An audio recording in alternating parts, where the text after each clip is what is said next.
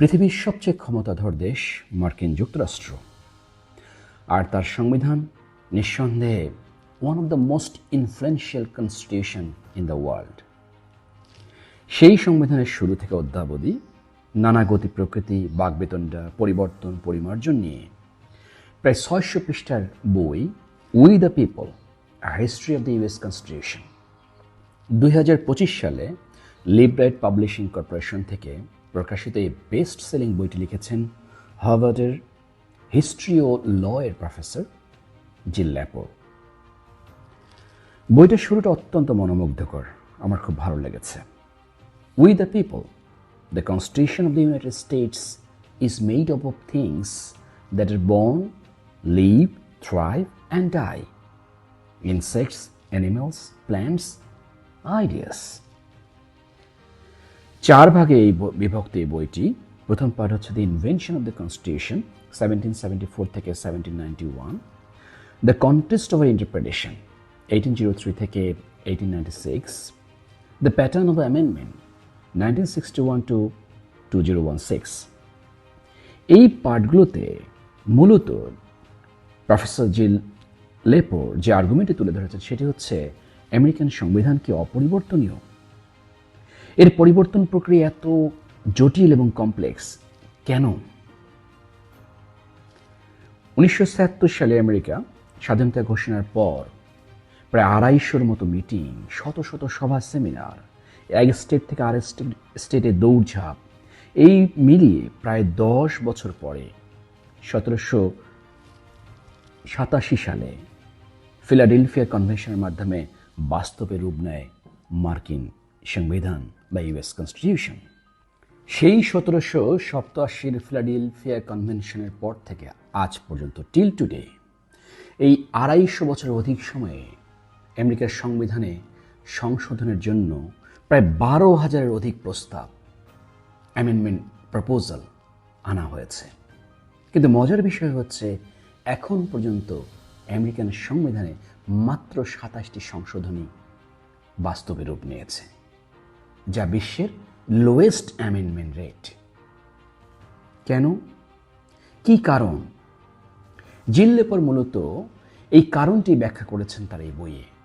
মার্কিন সংবিধানের যে 5 নম্বর আর্টিকেল ভি, এটি হচ্ছে অ্যামেন্ডমেন্ট সংক্রান্তে, যেখানে বলা আছে amendment requires double super majority, অর্থাৎ 2/3 majority in both houses of Congress এবং 2/3 স্টেটসের স্পেশাল কনভেনশন।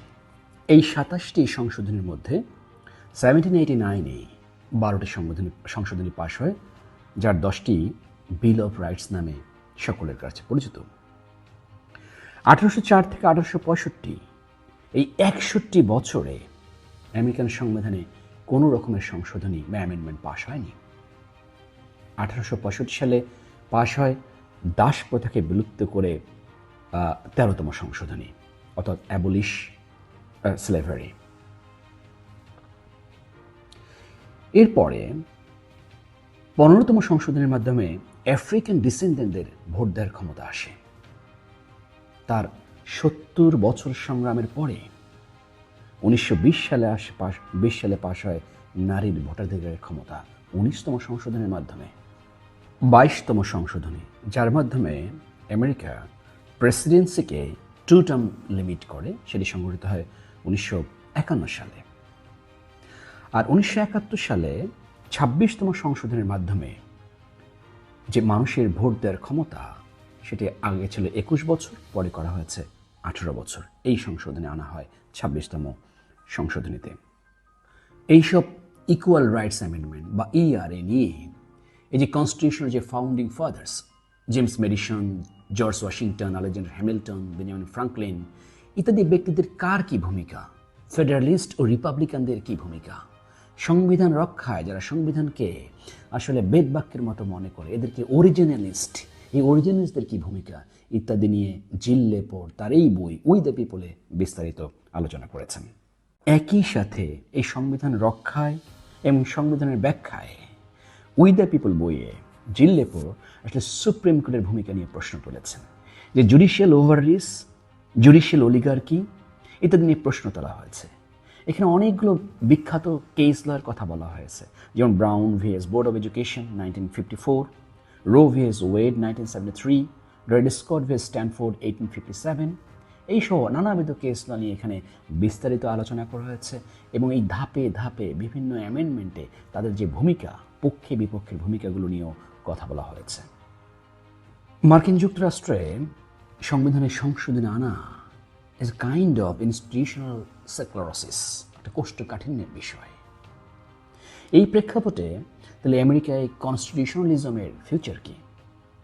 থমাস জেফারসন একবার বলেছিলেন, laws and institution must go hand in hand with the progress of the human mind. কিন্তু কনস্টিটিউশনের মধ্যে এই আর্টিকেল 5-এর কারণে American সংবিধানে এই হ্যান্ড ইন হ্যান্ড যেতে পারছে না। অরিজিনালিস্টরা এই সংবিধানকে এমনই এক সিক্রেট ডকুমেন্ট বানিয়েছেন যেন তাতে হাতই দেওয়া যায় না। ন্যাশনাল আর্কাইভে এই অরিজিনাল সংবিধান এমনভাবে সংরক্ষিত করা হয়েছে যেন মানুষের কাছে তা এক অচ্ছুত জিনিস, একটা চূড়ান্ত রকমের secret document, kind of Holi document. যাই হোক, উই দ্য পিপল, এই কথাটার আসলে আমেরিকায় উই দ্য পিপল বলতে শুরুতে কাদেরকে বুঝিয়েছিল? এই we the people basically Negro ব্ল্যাকদেরকে এক্সক্লুড করেছে। এই উই দ্য পিপল বেসিক্যালি নারীদেরকে, ফিমেলদেরকে এক্সক্লুড করেছে, শুধুমাত্র হোয়াইটদেরকে এই উই দ্য পিপল বুঝিয়েছে। কিছু মানুষের নিরন্তর সংগ্রাম, শত বছরের সংগ্রাম, পথে ঘাটে মাঠে সভা সেমিনারে, যেমন Mary Wollstonecraft, Martin Luther King junior, এরকম অনেক মানুষের সংগ্রামের মধ্য দিয়ে এই যে ব্ল্যাকদেরকে নিয়ে, নেগ্রোদেরকে নিয়ে, নারীদেরকে নিয়ে, স্লেভদেরকে নিয়ে ধীরে ধীরে এই সংশোধনীগুলোর মাধ্যমে আমেরিকান সংবিধানের উই দ্য পিপল সকলের হয়ে উঠেছে। জিল ল্যাপরের মতে এই যে সংবিধান সংশোধনের এত কমপ্লেক্স এবং প্রোক্রাস্টিনেটেড প্রসেস, এআইয়ের যুগে এটা আবারও নতুন করে প্রশ্ন হয়ে দেখা দিয়েছে। মার্কিন সংবিধানের এই যে নির্মোহ ইতিহাস নিয়ে লেখা এই বইটি আমার কাছে অ্যাজ এ আউটসাইডার ক্ষেত্র মতে কঠিন মনে হয়েছে, কিছু কিছু জায়গায় বুঝতেও সমস্যা হয়েছে, কারণ ইতিহাসের অনুপঙ্খ বিশ্লেষণ আছে এখানে।